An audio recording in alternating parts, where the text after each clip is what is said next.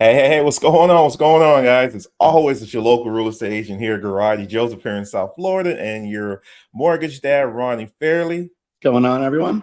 Yeah. All right, so we got an interesting topic to talk with you guys about. We're going to talk about FHA loans and FHA limits. Yep. My understanding, Ronnie, I say we, but the consumer who has a certain credit score, I believe a 580, can actually take out a loan up to $500,000. If I'm saying Yes. that So, correctly. Okay. yep, 498 and change to be exact. But yeah, it's called $500,000.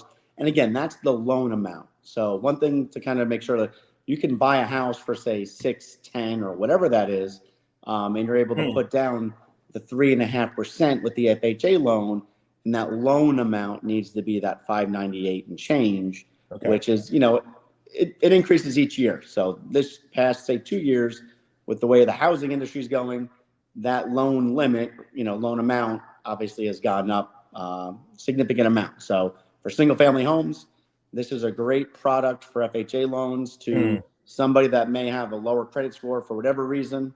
Allows you to put that low down payment and get into a house. So yeah. Now, from your experience, as far as the perception of someone coming in trying to purchase a home with an FHA versus a conventional, Yeah. should it really make a difference in the eyes of a seller? Because at the end of the day, it's money. They've been approved. Is it more of a Correct. perception thing?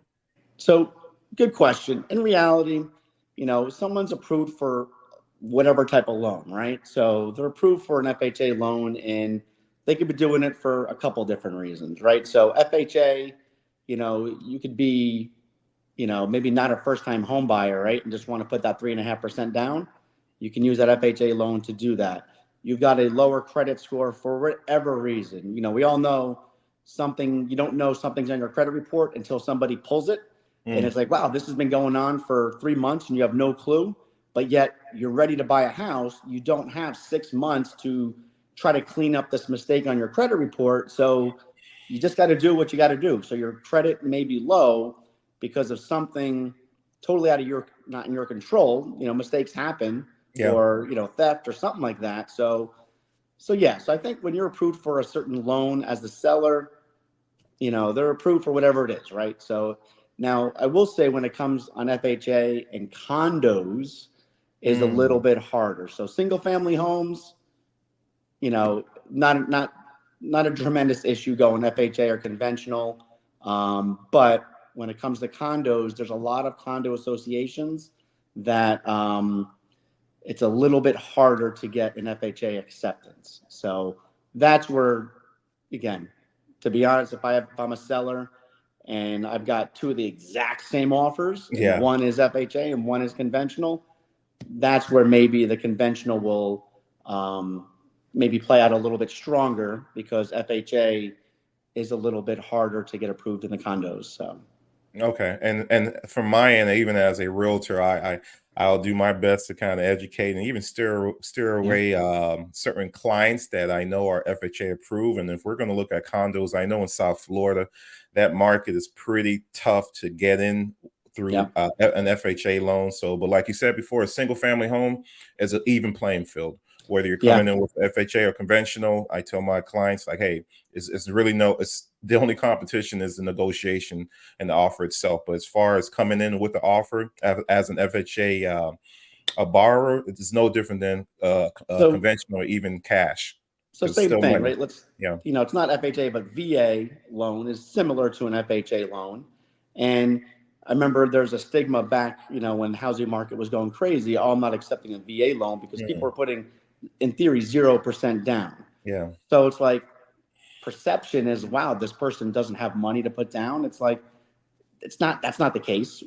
If you have the ability to put 0% down on a house Why at not? 3% interest rate, Yeah, exactly. why wouldn't Not you, do it. right? Yeah, So exactly. it has nothing to do with can they afford the down payment or not. It was just almost business sense, right? Yeah. So it's like, so yeah. So now reality is there is speculation or stereotyping when sellers are selling the house and offers are accepted.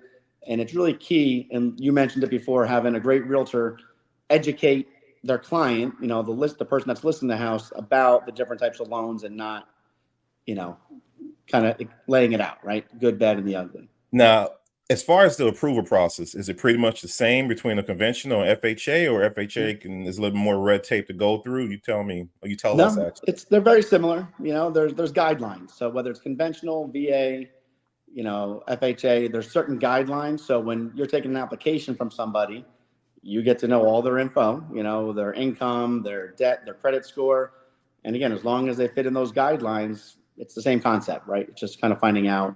And again, this guideline with FHA, like you mentioned before, you could have a lot lower credit score than, say, a conventional, and still be approved, get a decent rate, and all that sort of stuff. So, And speaking of approval, are you able to get conditionally approved with an FHA similar to a conventional? You know how you can basically kind of go through all the underwriting up. no, so good question. Yeah, so no, the FHA doesn't do that. Those type of approvals that were kind of happening, loan kind of approvals that were happening to kind of give your little edge in your offer. Yeah. That was strictly got kind of conventional. But it's good to know, so people can at least know their options and then see what they're approved for. But ultimately, you as the loan officer, you will basically kind of see what fits the client and see what's ideal for their situation, whether an FHA makes more sense versus the conventional. So, And one thing too, and we always say it, this is why it's so crucial to use people local. yeah. Because if you're talking to ABC Bank, I'm not going to try to mention any particular banks, but they're in an office in Charlotte or Atlanta or something. They don't know that, hey, FHA is not going to really work, or I shouldn't say it's not going to work. Yeah. You're going to put a very high percentage of the condos out of your reach, but they may say, hey, you're FHA, you get condo for $250, go ahead. But reality is, it's going to be very slim picking. So crucial, no matter where you are, stay local. Beautiful. Stay local, Willie. And with that being said, as always, we appreciate you guys' time. And like Ronnie just says, man, stay local. Stay local. All right, beautiful. All right. I guess until next time.